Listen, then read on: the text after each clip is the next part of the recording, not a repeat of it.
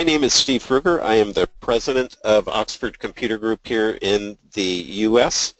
And today I will be introducing Mark Riley and Brandon Hatfield. They're going to be talking about conditional access with Lookout and Intune. We have heard a lot about conditional access, or have been fielding lots of questions from our customers about conditional access. And it's a very, very hot topic. When you look at the ability to manage devices using conditional access with Intune, it's pretty compelling.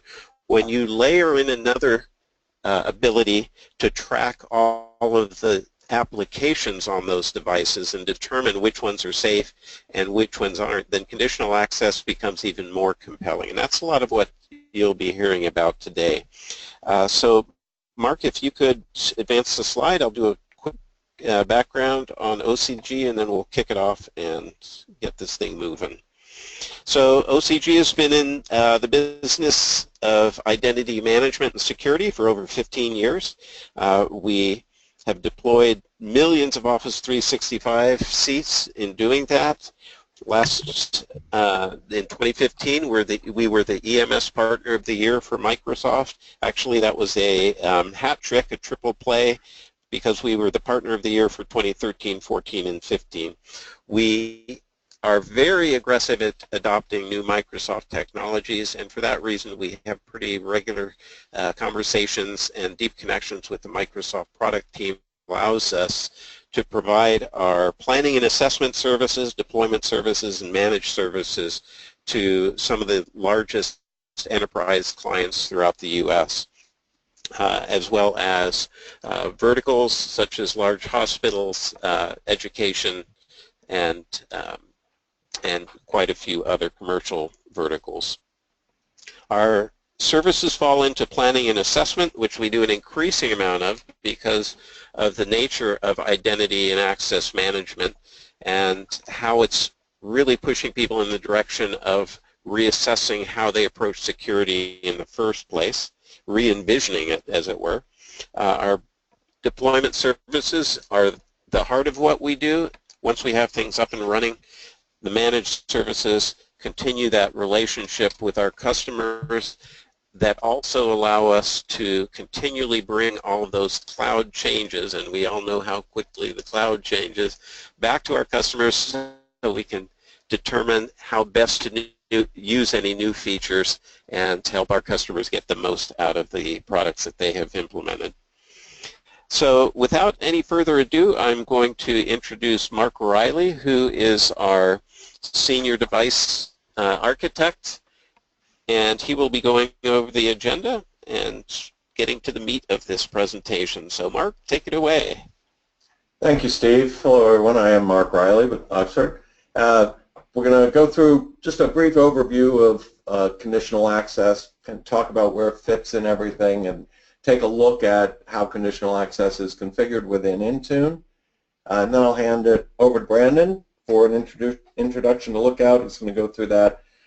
Talk about Lookout and Intune integration for conditional access and a demo of the step through for users in setting up Lookout and Intune for conditional access on those devices. We'll have time for questions at the end, so we'll go ahead and get started. I'm looking at a lot of the features in Azure and O365. And looking at it as kind of a new firewall.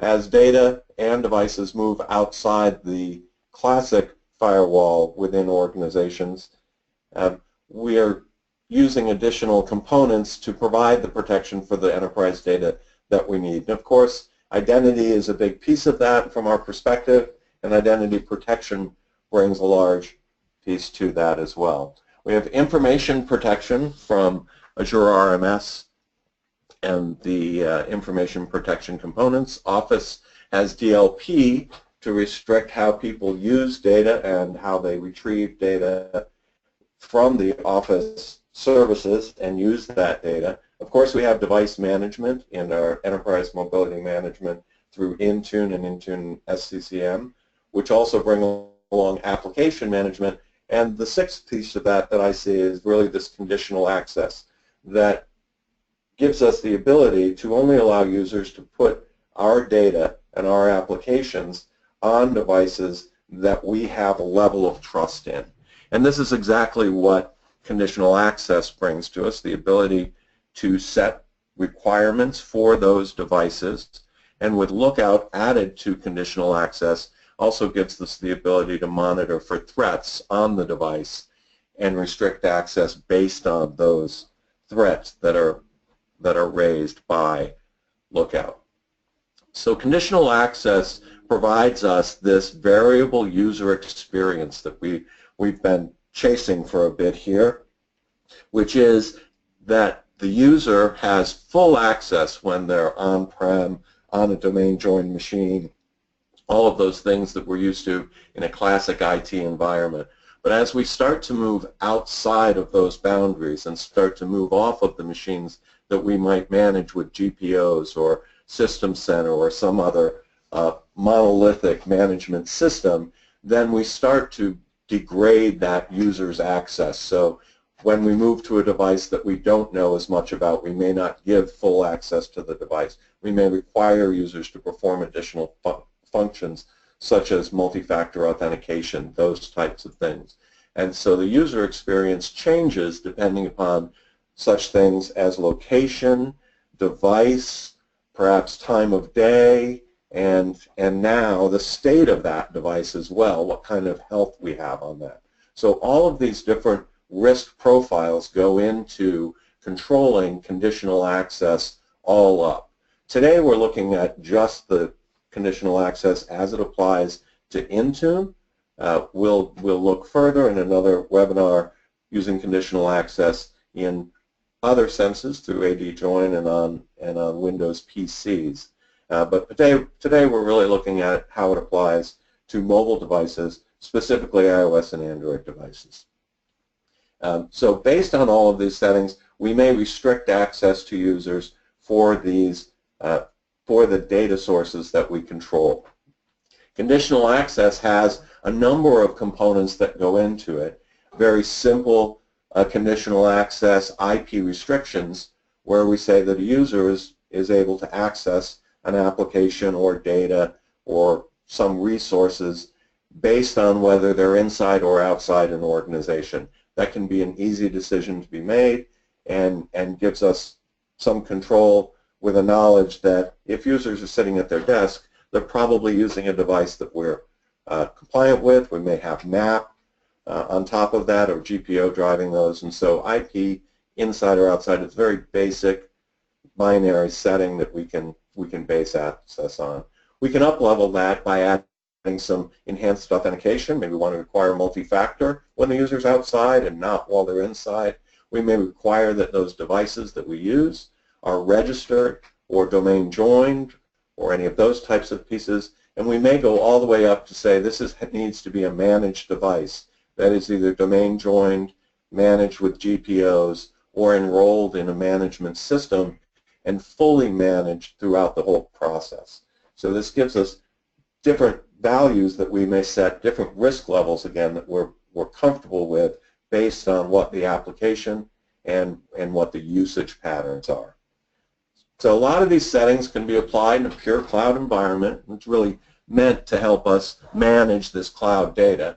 We're able to restrict access to Exchange Online, Exchange on premises, SharePoint Online, OneDrive for Business, and SharePoint, which is OneDrive for Business, of course, Skype for Business, and Microsoft CRM, all fall under the control of conditional access, which again really is kind of a binary setting. We say either the device is compliant or the device is not compliant.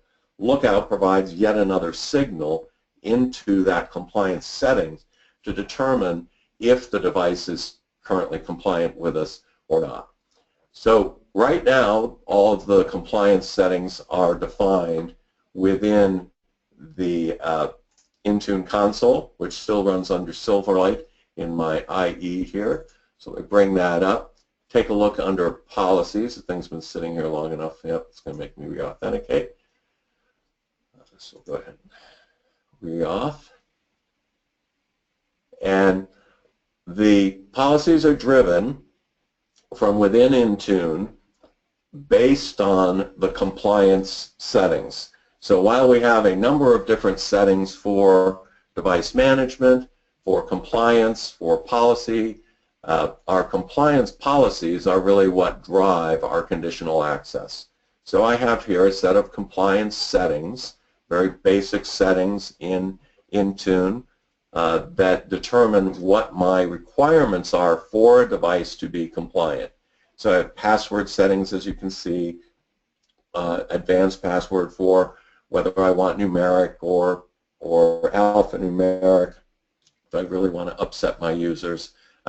Inactivity, password expiration, and history, which I don't have configured, require encryption for mobile devices, and require that the email, I have the ability to require that on iOS, the email configuration be provided by Intune. I also have ability for Windows devices to require health attestation, device security settings, and also the device threat protection. This relates to Lookout, and Brandon will get into that. And also have the ability to require that devices must not be jailbroken or rooted. With Intune and Lookout together, we don't require that because Intune can, or excuse me, Lookout will monitor for jailbroken and rooted as well. I also have settings for Windows versions in compliance, but as I said, we're really talking about just mobile devices, iOS, Android, so we're talking about these basic password and timeout settings for compliance and of course the encryption policy. So setting this policy then returns to Intune the state of that device. The device is either compliant or not compliant. It's rather difficult for a device to fall out of compliance at a user's action because it's difficult to remove a PIN or turn off encryption or do any of those things. And I said for each of these conditional access policies, I have a policy for all of the different families that I can affect, whether that's Exchange on-prem, CRM, Skype for Business, SharePoint, or my Exchange Online policy. My Exchange Online policy shows me, for example, that I've enabled conditional access. I can require specific platforms and choose whether those platforms need to be domain joined or compliant, or either domain joined or compliant. I can also block OA access on non-compliant devices and block other types of apps that use basic authentication. So essentially this helps me force, we're not going to talk really about MAN today, but helps me force people to Outlook to support application management under Intune as well. I can choose selected security groups or enforce this on all users. What you normally would do is bring compliance up slowly with selected groups as you roll it out until it's rolled out to everyone, and then you would set this up for everybody to fall under compliance. And then as a result of this compliance, users will lose access to these various applications if their devices are not compliant. Even when we're running in an SCCM integrated environment, we are still using the Intune console to configure conditional access. And as I said, Microsoft is extending conditional access beyond mobile devices which use the Exchange ActiveSync protocol to those rich clients that use HTTP over RPC or Outlook anywhere. And just kind of all up in what's the mobile device management, as I said, we've got compliance policies. Also have, of course, the configuration policies for Wi-Fi, VPN. We can do app distribution, certificate distribution, both for roots so that you trust all of your internal certs, and user certificates so that users can authenticate with those certificate authentication. We, of course, can do custom configurations. We have the selective wipe, so when a user unenrolls from Intune, all of the data, including certificates and applications, will be pulled off, or we can do a full wipe, which is normally thought of as returning to factory settings. Of course, that's tracking, reporting, and app configuration. It was my intention to do a demo of the Intune user enrollment, but in playing with it today, I have set it up so that the system still thinks I'm compliant, and so it's really not as interesting. Brandon is going to be doing an enrollment, so you'll still see the step through the process. If I get this to come up where it's blocking mail, when we finish up, may come back and take a look at that demo later. But I'm going to go ahead and hand it over to Brandon so that he can talk to you about how Lookout integrates with Intune. So I'm going to switch this over to Brandon. It'll take just a moment for him to pick it up, I think. Thank you very much, Mark, and everybody bears with me here. I'm just going to start sharing my screen very shortly here.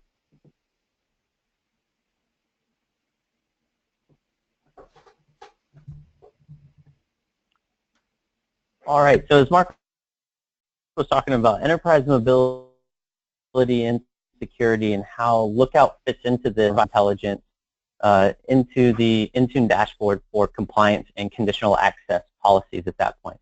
This is essentially the EMS environment as it is, and I'm going to get into where Lookout plugs right into there, and you saw right from the Intune console the deep integration that is present between Lookout and Microsoft EMS, and how we essentially send that threat feed over to Intune and EMS for those conditional access policies. But before that, a little bit of background on Lookout.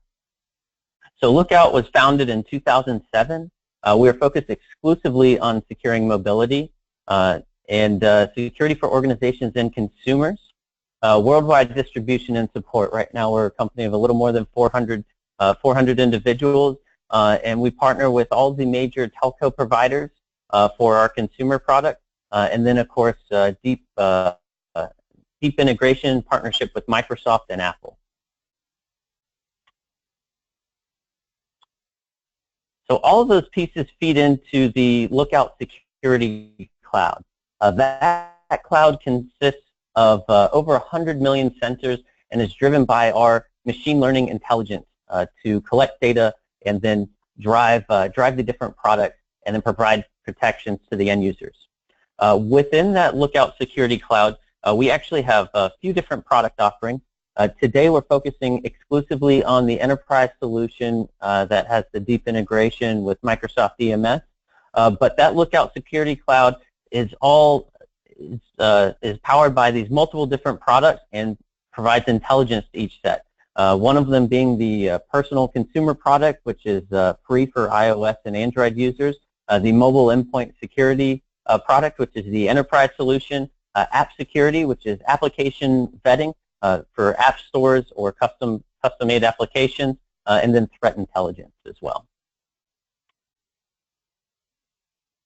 So all of those feeds then essentially are delivered to that Lookout mobile security cloud. And what that looks like here is from those 100 million sensors, we actually ingest more than 90,000 net new applications a day. And that's from those enrolled devices, web crawlers, App Store APIs, and so on. Once those are ingested, they actually go through the machine learning algorithm that consists of multiple pieces. The first being a static analysis and code path analysis. The next is a reputation analysis. Who is the signer, the creator of this? Where is it communicating to? Have we seen this presence before? Next being dynamic analysis. So that static analysis actually feeds into the dynamic analysis engine. And I mentioned the code path analysis. So it's not just looking at and examining the code. It's actually determining all potential avenues of that code. And all those potential avenues, a good example could be if you have a time bomb or a time scenario written into the code, waiting for April 20th, 2020 until another piece of the code executes. Well, that code path is actually submitted into the dynamic analysis for execution. So those two work together in exploring all potential avenues of that code and actually executing all potential avenues of that code. So a much better solution for that sandboxing analysis of this mobile code. And the last piece being a binary similarity. Essentially, this is like a genome mapping of mobile code. We're able to examine that down to the ones and zeros and actually map it back to all mobile code that it matches as well. Through that method, we're able to determine what threat family it belongs to, who the writer is, how these variants are evolving over time, and actually being able to assess that and track it through its progression. So once all that analysis is performed in the cloud, we're able to spit out a malware assessment. Is this bad? A capability assessment. What is the code capable of doing? How does it handle data? And are there any exploits or vulnerabilities present with that? Because of that high volume of mobile code ingestion, we actually have analyzed more than 30 million applications to date, and that continues to grow at that 90,000 per day rate. And on average, roughly 5,000 applications are found to be bad every day. And to put that in context for you, there's roughly 2 million applications in each app store. We're already well over 15x in our cloud. And when you look at an application like Angry Birds, we're aware of a little more than 5,000 unique packages of Angry Birds. And roughly more than 2,000 of them actually contain malicious code. So without this type of big data cloud analysis, it is extremely difficult to determine what is good or what is bad just by exploring the application itself. So within that, the Lookout Mobile Security Cloud, we're actually providing protections at 3 layers of the mobile device: the operating system, applications, and network. So in the OS, we're looking for anything that compromises the integrity of the operating system, commonly referred to as jailbreaking or rooting the device. This can be purposely done by the end user or maliciously done by a piece of bad code or a threat actor to get deeper access into that mobile device. On the application side, of course, we're looking for malicious applications, any type of application that contains malicious content and then maybe puts you in a risky state. In addition to that, we're also looking for non-compliant applications. So when you explore applications, there's generally 2 ends of the spectrum. This is not a bad application, not malicious, or it is a malicious application. Well, in the middle, there's this big gray area. There's a lot of consumer applications out there that are not malicious, but may violate internal or external compliance for the organization. So we're also providing insight and intelligence into that to ensure that it meets any type of compliance requirements for the organization. Lastly, the network side. Any type of Wi-Fi network that you join or new cell site that you join, we're examining the integrity of that Wi-Fi network to ensure that your data is not being compromised in transit at that point. It's becoming more commonplace, such as hotel Wi-Fi or even coffee shop Wi-Fi spots. For about $40, a threat actor can stand up their own Wi-Fi network and steal your data in transit without you even knowing it. So as I mentioned, we're talking about how does Lookout fit into these conditional access policies. So when you're looking at EMS, this is your standard EMS without the Lookout, but we're actually introducing that threat intelligence feed. Lookout resides as an application on your iOS or Android device. It uses less than 4% of your battery life per day. It has deep integration with Intune and Azure AD. And so as part of your Microsoft Intune enrollment, you can create a requirement to have Lookout installed on that. Once it's installed and connected to Intune, you're now getting that threat feed right into Intune with the configuration that Mark mentioned earlier. So based off of that threat feed, how we categorize that threat in your policy, this is now a new intelligence feed for conditional access. So really driving that identity-driven security and the threat presence from the mobile device. So a perfect example would be you're a corporate user and you accidentally download a piece of software that you didn't know was malicious, but it steals data in the background. Well, Lookout's going to detect that, pass that threat over to Intune, and then based on your conditional access policy, that threat is immediately mitigated. We're also providing intelligence back to the end user, involving them in the process so they're able to remove that threat as well. I'll show you a couple of additional slide examples, and then we'll get into a real demo here. So like I mentioned, scenario one, the app-based threat triggers conditional access to Office 365. So mobile user's device, you accidentally download a piece of a malware. The Intune console receives the alert. The Lookout console also receives the alert. This is all occurring in real time. That is passed and enforced as conditional access, and it's going to stop your email and lock managed applications. So in real time, you're mitigating that threat to the organization. All the end user has to do is remove that threat, and then the reverse happens, right? So they'll receive a pop-up with directions or a simple remove button for that particular threat. They select the remove or uninstall at that point. User remediates. The consoles are notified in real time. Access is now restored to your email and managed applications. So reducing any potential for help desk call at that point, because we're providing that communication to the end user, providing those real-time mitigation factors and that integration with all the products. So another scenario, like I mentioned earlier, where it's becoming more commonplace for hotels and coffee shop Wi-Fis to have fake Wi-Fi set up where a threat actor is trying to steal your data. We're providing real-time threat protection against that. Also passing that information to Intune as well. So if Lookout detects alert for Wi-Fi, we pass that to Intune. Now, based on that threat and conditional access policy, we can prevent access to sensitive information through SharePoint and leveraging that conditional access policy. And just the same as before, that threat is remediated simply by disconnecting from that Wi-Fi network, and then that access is going to be restored. And this is all in real time, so not generating any type of help desk tickets. And then, of course, you have the full audit trail alerting and logging associated with it as well. All right, and bear with me one moment. I'm going to bring up an actual demo here and show you what it looks like on the end user side from their device perspective. So hang on with me just a moment here.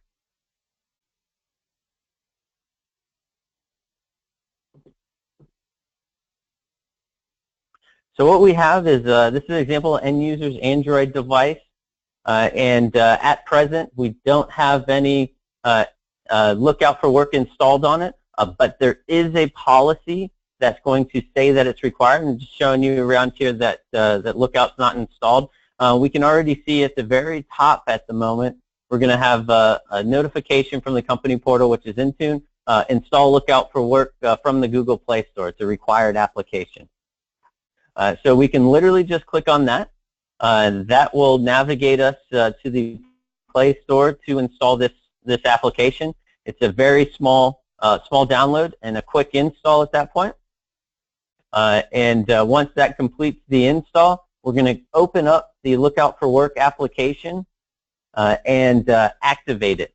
And what's really neat about this is through the Azure AD credentials, you can leverage a single sign-on activation with your AD. So you see sign in with Azure Active Directory, and you'll see our user credential here. Just select your user credential, no need to enter your password again. So you get that single sign-on experience, and now Lookout has successfully been activated and is now going to be protecting your device. And all of this has also been set up on the back end already, so it's this seamless for the end user. And it's now going to start that threat feed to Intune for your conditional access policies. So now Lookout for Work's installed on the device. What if the end user wants to open up their personal email? Because that's a scenario that never happens with corporately owned but personally enabled devices. So they're going to open up their Gmail, and maybe they received a great message from a friend at that point about Pokemon. So greetings, fellow Pokemon player. Please find attached the Pokemon Go application with your free Pokemon, the GPS glitch, so you don't actually have to go anywhere to catch those Pokemon. So that end user, we're going to go ahead and click and download the Pokemon Go application and attempt to install it, because this guy Brandon seems very trustworthy. You can see right away, Lookout detected that this was a Trojan. Popped up as the package was being downloaded. and provided the end user is providing the end user the information here before they even receive the chance to install it at that point. As you saw on the conditional access piece, this has now also been passed to Intune and Lookout. The end user, we clicked on more info for it. The application appears to be a legitimate game, but it sends premium text messages in the background without clear notification. So very rich messaging to the end user, telling them exactly what the threat is, not the fact that it was, hey, this is just Trojan 1, 2, 3, and it's bad. So based off that info, we went ahead and chose to remediate the threat, and this was occurring all in real time. We can now see that there are no threats present on the device now, and any potential conditional access policies have been restored at this point as well. So really driving and involving the end user in that interaction. And also we have more than 100 million devices that we protect on the consumer side, and statistically 95% of the time the end user chooses to self-remediate. And so the conditional access piece and the policy that we drive in the communication to the end user is all to catch that last remaining 5% and ensure that we can real-time, mitigate any threats to the organization and the end user as well at that point. Hey, Brandon, we have a couple of questions in the sidebar. Absolutely.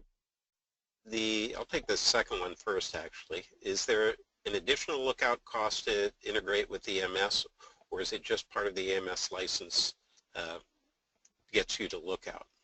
This is from Randy Irwin. So if I'm interpreting the question correctly, there's actually two licenses here. The Intune license, which is bundled with EMS, and the the Lookout license as well. The other question, and I'm going to leave this to you to answer, how do you activate Lookout through Office 365? I think that may have just gotten answered in this recent presentation, but Randy, if we still haven't addressed it, go ahead and ask your question again.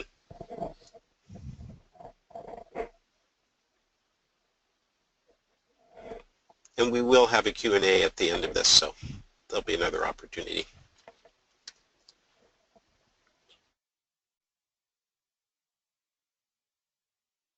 I'm not seeing anything back from Randy, so let's go ahead and continue on.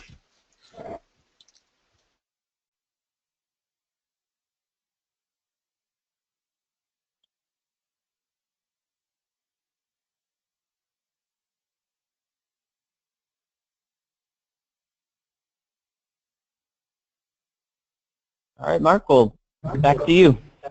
I'm sorry, thank you. As Brandon pointed out, Lookout and Intune together represent this great technology which helps protect your corporate data from a number of different threats, whether those are app-based threats or network or OS threats. The broad base of input that they have from all of these devices that are out collecting this data, the Intune client that's distributed by the operators, providing for 100 million inputs.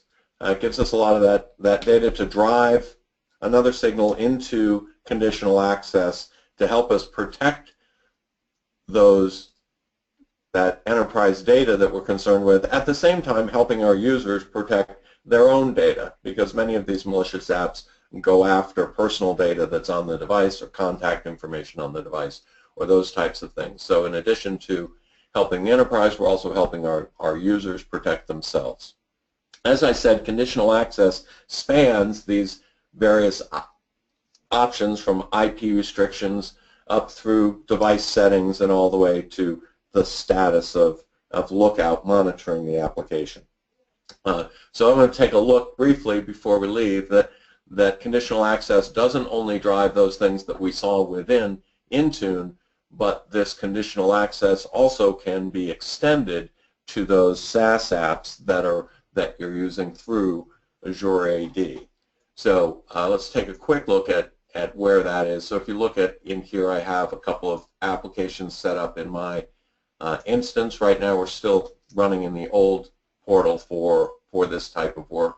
But if I take a look at Salesforce and the configuration for Salesforce or any one of these apps that are set up through Azure AD as a SaaS apps, you see that I can turn on multi-factor authentication and location-based rules, which allow me to say that this applies to all users or groups of users, or I can even say all users except a set of users. And then I can require multi-factor authentication all the time, only when we're not at work, which you can set the network locations for all those applications, or I can simply block access when not at work. So this is kind of a location-based rule that gives us, again, some conditional access components here as well. And we can extend that to include conditional access based on Intune and also domain-joined or compliant devices, as we saw in Intune.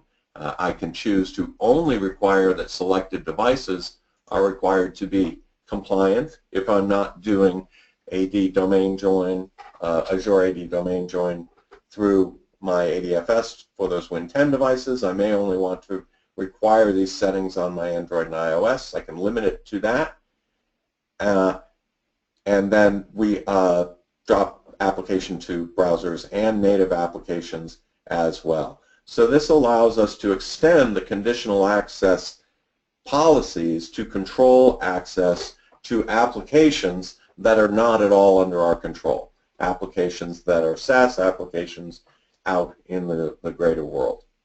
As I said, this is extending to device registration and domain join for Windows devices, which will allow us to control access to Exchange from rich clients, which is a number of our clients are asking about. And we're going to do a webinar. I'm going to come back for a webinar on that next month, and we'll take a look at what needs to be put together to have conditional access, controlling access for those Windows devices. I believe the next slide is just question and answer. I don't know if I wasn't looking at the questions. Steve, did we get any more questions here? No questions so far, but now's the time to ask them. If you could type them into the question box on the right panel.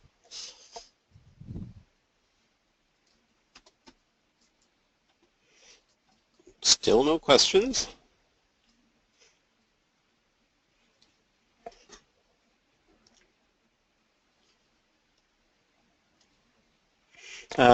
Yes, the recording will be available. We typically post these on our website, and you should be getting a notification about that.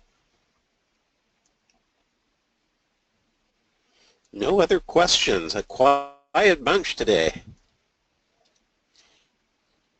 I'm going to pose a question then. So if I'm going into a client to show them some of the value proposition of the Lookout and Intune together, you've got all of this data that you've been collecting about these applications for a number of years, and it's available to you. How can I integrate that into the value prop message to the client? So Brandon, this is a question for you. Do you have any? Yep. So basically, since Lookout's been around since 2007, we've been collecting all of the world's mobile code and analyzing that through our machine learning intelligence. And we're constantly training that machine to do more and be more precise and more specific. And in turn, because of that, that's how we've ingested those 30 million, over 30 million applications, and then receiving that 90,000 net new application feed. And so that's able to break down the code, do a deep analysis of it, and then based on what are the capabilities of the code, then some fuzzy code matching to say, hey, you're actually a part of this particular threat family that's a piece of spyware, and it attempts to steal data, and it sends it to these locations.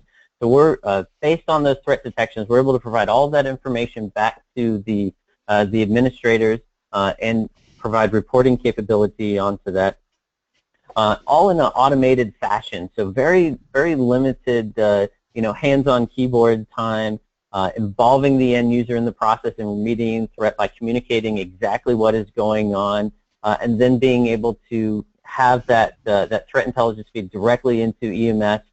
So through Intune, you now have mobile-specific iOS and Android threat intelligence feed to provide that conditional access, additional feed of the conditional access decision-making process.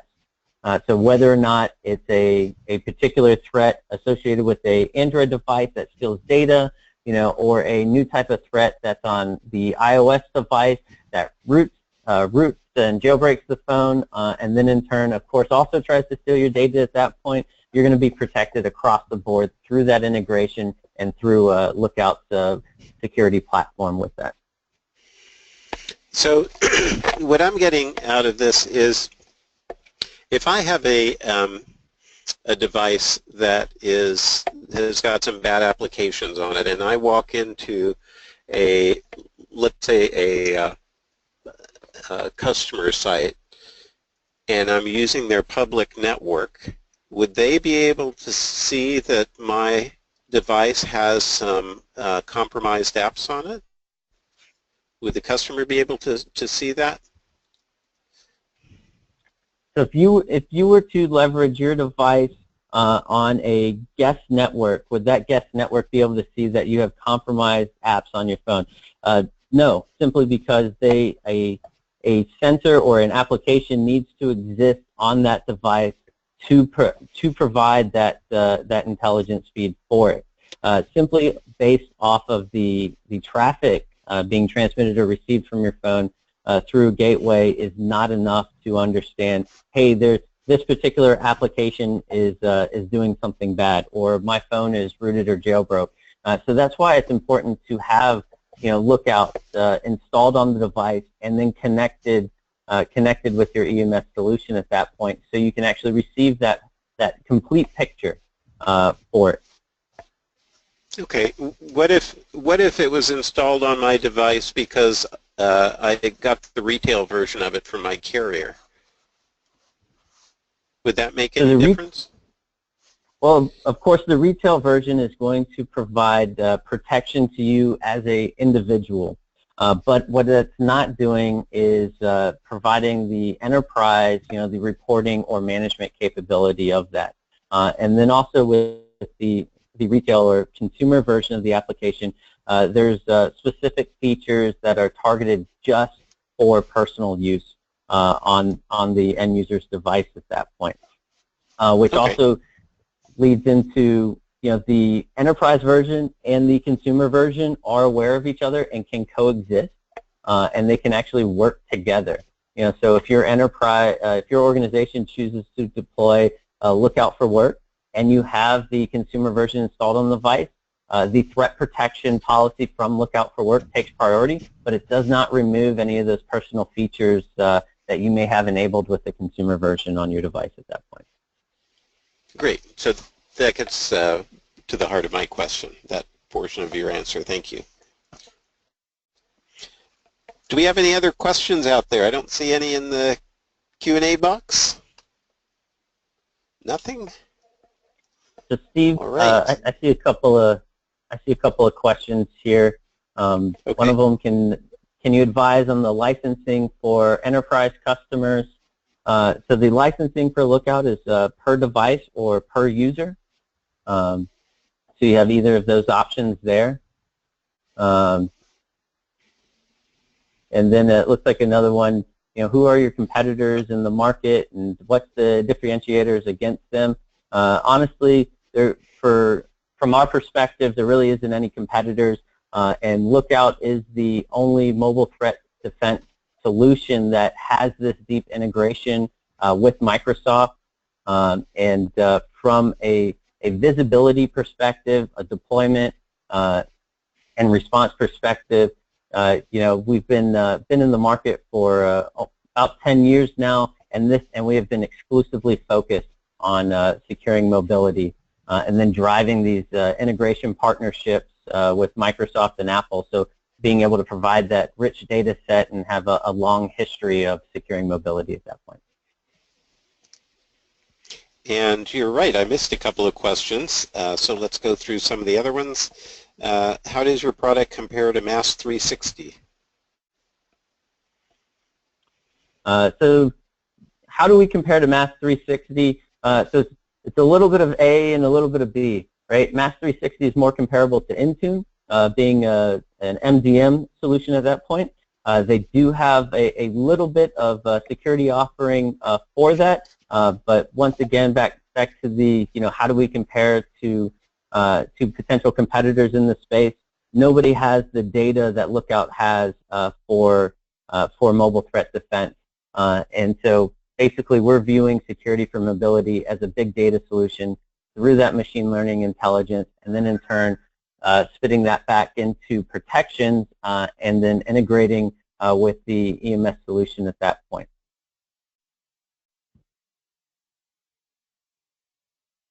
And so let me just take one more look, see if I've missed anything. I think that we've answered these pretty well. This is a little bit of a repeat. Who are your competitors in this market? Mass 90 is one that came up. And what is your differentiator? You answered that question as well. It's that huge database of applications and the machine learning that you apply to spot the new ones. Any other questions? Going once? Going twice? All right, well, thank you everyone for attending. And yes, we will be posting this presentation. It'll be on our website as well. Thanks for attending, and we will see you at our next webinar.